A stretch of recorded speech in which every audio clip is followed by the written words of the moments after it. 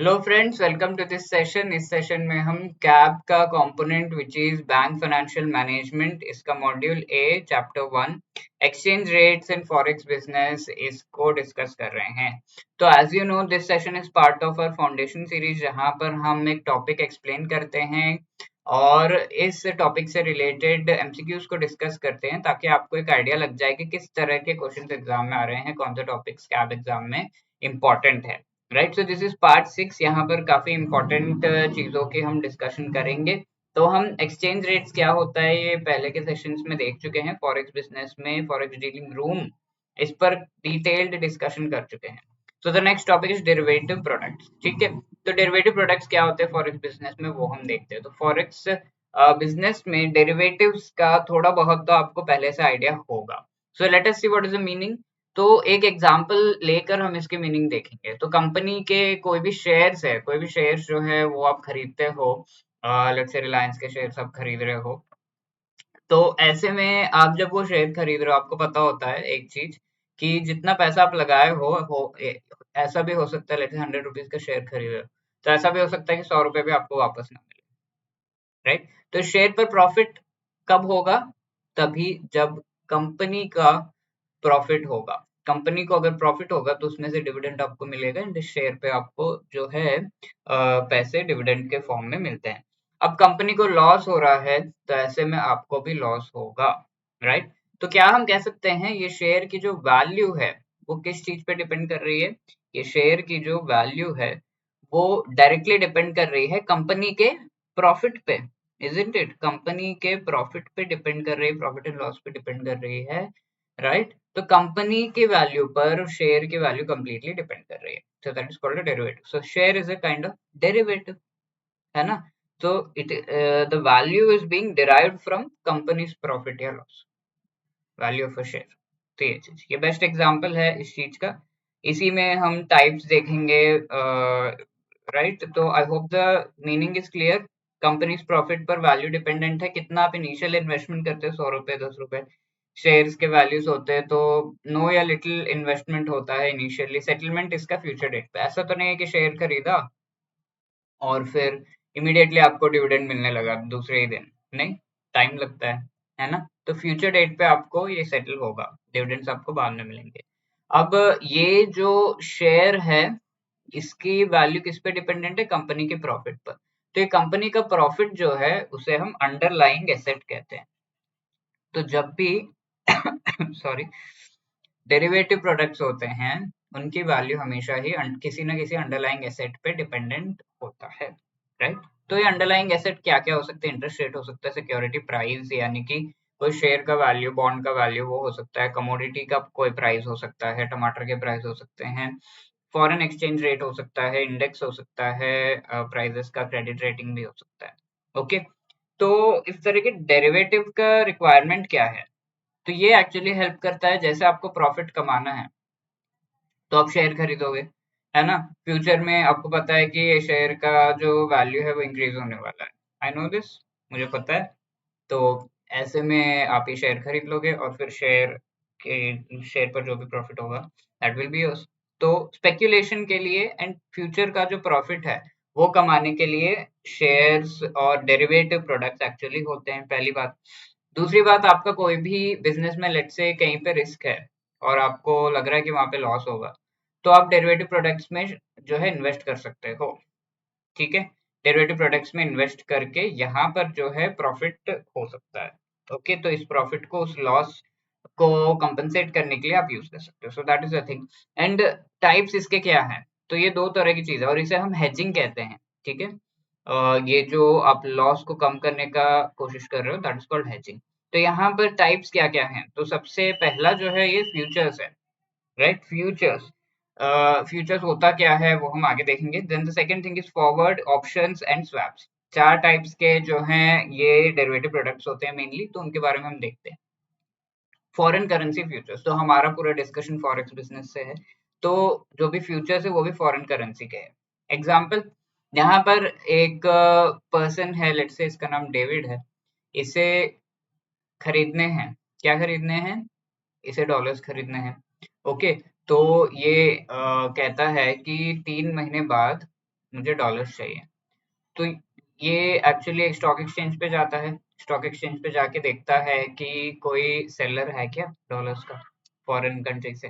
तो ऐसे कोई सेलर दिख जाता है, तो ऑब्वियसली सेलर के डिटेल्स और सेलर कौन है वो तो नहीं पता होता, बट एक बिड वहां पे दिख जाती है कि हाँ ये जो है डॉलर्स बेच रहा हूँ मैं। तो ऐसे में ये क्या करता है, अपना बिड देता है कि 80 रुपीज में मैं डॉलर्स फ्यूचर में 3 महीने बाद खरीदूंगा। तो लेट्स से एग्री हो जाता है सेलर। तो यहाँ पर इनके बीच में एक डील हो गई, कॉन्ट्रैक्ट हो गई, ठीक है। तो थोड़ा सा मार्जिन ये पे कर देता है, थोड़ा सा जो पैसा है एज अ कमीशन या फिर जो भी आप कह लो, वो पे करना होता है to the particular stock exchange, right. तो यहाँ पर हम एक चीज नोटिस कर रहे हैं कि ये पूरा ट्रांजैक्शन स्टॉक एक्सचेंज के थ्रू हो रहा है। ओके, अगर यही सेम ट्रांजैक्शन बिना स्टॉक एक्सचेंज के डायरेक्टली अगर ये बात करता इस पर्सन से, यूएस में पर्सन है मैं जानता हूँ उसको, या फिर कोई जान पहचान का है वो उसे जानते होंगे, तो किसी न किसी तरीके से डायरेक्ट कांटेक्ट अगर इनसे होता है और फिर ये डील सीधा सीधा इनसे ही कर लेता है कि हाँ मैं 80 रुपीज में जो है 3 महीने बाद ये चीज खरीदूंगा, क्या डॉलर्स। तो इसको कमीशन पे करने का, ये वाला जो कमीशन हमने पे किया है, ये कमीशन पे करने का जरूरत नहीं होता है to the stock exchange, right. तो that is called forward, forward contract. Forward contract में स्टॉक एक्सचेंज नहीं होता, essentially there is no stock exchange. ये ओवर द काउंटर इसीलिए कहलाता है ओटीसी, ओवर द काउंटर, यानी कि without the presence of a stock exchange अगर ये चीज हो रही है तो इसे ओवर द काउंटर कहते हैं, ठीक है। अब कुछ फीचर्स देख लेते हैं, पहले तो फ्यूचर्स के, और फिर हम जो फॉरवर्ड्स है उनके फीचर्स देखेंगे। ओके, तो फ्यूचर्स की अगर हम बात करें तो ये एक्सचेंज ट्रेडेड है, लीगली बाइंडिंग इस वजह से होता है, स्टैंडर्डाइज्ड कॉन्ट्रैक्ट्स है। ये वर्ड्स काफी इंपॉर्टेंट है, लीगली बाइंडिंग यानी कि अगर ये कॉन्ट्रैक्ट कर दिया गया है तो बीच में ब्रेक नहीं किया जा सकता। अगर डायरेक्टली आप इस पर्सन से करते हो तो दोनों बात करके अरे यार ये तो प्रॉफिटेबल नहीं लग रहा दोनों के लिए, ब्रेक कर देते हैं कॉन्ट्रैक्ट को, you can do that. But यहाँ अगर वो कॉन्ट्रैक्ट के टर्म्स में है ऑब्वियसली, तो यहाँ पर जो है नहीं किया जा सकता मोस्टली, राइट। इस तरह के कॉन्ट्रैक्ट मोस्टली नहीं होते हैं, और ये सारा कुछ स्टैंडर्डाइज्ड होता है कि इसको लेट्स से 2 मंथ्स के बाद एग्जीक्यूट करना है तो 2 मंथ्स के बाद एग्जीक्यूट करना है, स्टैंडर्डाइज्ड। और कितना मार्जिन पे करना है, किस तरीके से आपको ये चीज करनी है, पोर्टल पे जाके करना है, ये सब स्टैंडर्ड होता है इस चीज से रिलेटेड। तो फ्यूचर का meaning as we have seen, foreign exchange पे fixed time place and price पे ये चीज एग्री होती है, स्टैंडर्ड सम अमाउंट जो है उसे डिलीवर करने से रिलेटेड। मोस्ट इंपॉर्टेंट मार्केट इसका कहाँ पर है, चिकागो मर्सेंटाइल एक्सचेंज में, इंटरनेशनल मॉनेटरी मार्केट को मोस्ट इंपॉर्टेंट जो है derivatives are to futures, foreign currency futures के लिए मोस्ट इंपॉर्टेंट माना गया है, वहां पर सबसे ज्यादा होता है। इंस्ट्रूमेंट्स कौन कौन से, bond, stock, currency, index, interest rate, commodities, ये सबको एक्सचेंज किया जा सकता है एंड इस तरीके से फ्यूचर्स के थ्रू ट्रांजैक्ट किया जा सकता है। कैरेक्टरिस्टिक्स और क्या है, क्लियरिंग हाउस जो है वो trade and guarantees buyer and seller के साइड से कंडक्ट करता है, क्लियरिंग हाउस सेटलमेंट्स वगैरह भी जो है वो देखता है। इसके साथ साथ रिस्क को मैनेज करने का काम भी क्लियरिंग हाउस का कई बार होता है, वो कैसे करता है, मार्जिन को लेकर। तो यहाँ पर अगर ये पेमेंट यहाँ से नहीं आई या फिर ये चीजें नहीं हुई, कॉन्ट्रैक्ट जो है वो नहीं हुआ, तो इसके पास तो अपना मार्जिन, अपना कमीशन है स्टॉक एक्सचेंज के पास, तुम लोग नहीं करो तो वो है। अब ये फॉरवर्ड कॉन्ट्रैक्ट जो है that is the second thing. यहाँ पर क्या है, agreement to fix exchange rate for a foreign currency आज डिसाइड हो जाती है, से ये 80 रुपीज जो है आज डिसाइड हो गई, बट 3 मंथ्स बाद ही डिलीवरी होगी। टेलर मेड कॉन्ट्रैक्ट्स होते हैं, मतलब आप डायरेक्टली बात कर रहे हो फॉरवर्ड कॉन्ट्रैक्ट में, तो आप जिस तरह का चाहिए वैसा कॉन्ट्रैक्ट बनवा सकते हो, और फिर ये स्टॉक एक्सचेंजेस पे नहीं होता, ओवर द काउंटर होता है। सेटलमेंट कब होगा, फ्यूचर डेट पे। तो that is what is forward contract. तो इसके भी कैरेक्टरिस्टिक्स है, documentary evidence, genuineness of the underlying, ये सब चेक करना है, और maturity of the hedge should not be, not exceed maturity of underlying. तो जो भी अंडरलाइंग एसेट है, राइट, डेरिवेटिव में हमेशा अंडरलाइंग एसेट होता है, तो ये जो अंडरलाइंग एसेट है इसकी मेच्योरिटी लेट्स से ये 3 महीने में ये प्रॉफिट दे देगा, और इसके वैल्यू पे ये डेरिवेटिव डिपेंडेंट है, ये 4 महीने के बाद जो है मेच्योर हो रहा है, तो वो चीज गलत है क्योंकि ये ऑलरेडी मेच्योर हो चुका है और 3 महीने बाद इसका अस्तित्व ही नहीं रहेगा, तो इसकी वैल्यू, डेरिवेटिव की वैल्यू भी नहीं रहेगी। तो इस वजह से इससे या तो कम होना है या तो सेम होना है, that is what is given. Future और फॉरवर्ड के बीच डिफरेंसेस देखते हैं। सबसे पहले स्टैंडर्ड, है कि नहीं। तो फॉरवर्ड कॉन्ट्रैक्ट किसी भी साइज का होता है, कैसा भी होता है, बट फ्यूचर कॉन्ट्रैक्ट स्टैंडर्डाइज्ड होता है क्योंकि स्टॉक एक्सचेंज के थ्रू होता है और स्टॉक एक्सचेंज के खुद के स्टैंडर्ड्स होते हैं। मैच्योरिटी यहाँ पर 1 ईयर या उससे ज्यादा की होती है फॉरवर्ड्स की, बट फ्यूचर कॉन्ट्रैक्ट की 1 ईयर के अंदर ही होती है, कुछ महीनों की। किसके बीच होता है? क्लाइंट एंड बैंक के बीच फॉरवर्ड कॉन्ट्रैक्ट मोस्टली होता है। क्लाइंट एंड एक्सचेंज के बीच होता है फ्यूचर कॉन्ट्रैक्ट। तो फ्यूचर कॉन्ट्रैक्ट में एक्सचेंज इन्वॉल्व होता है। प्राइस कैसे सेट होते हैं? बिड आस्क कोट्स जो है वो डायरेक्टली पेश किए जाते हैं क्लाइंट और बैंक के बीच, जैसा मैंने आपको बताया।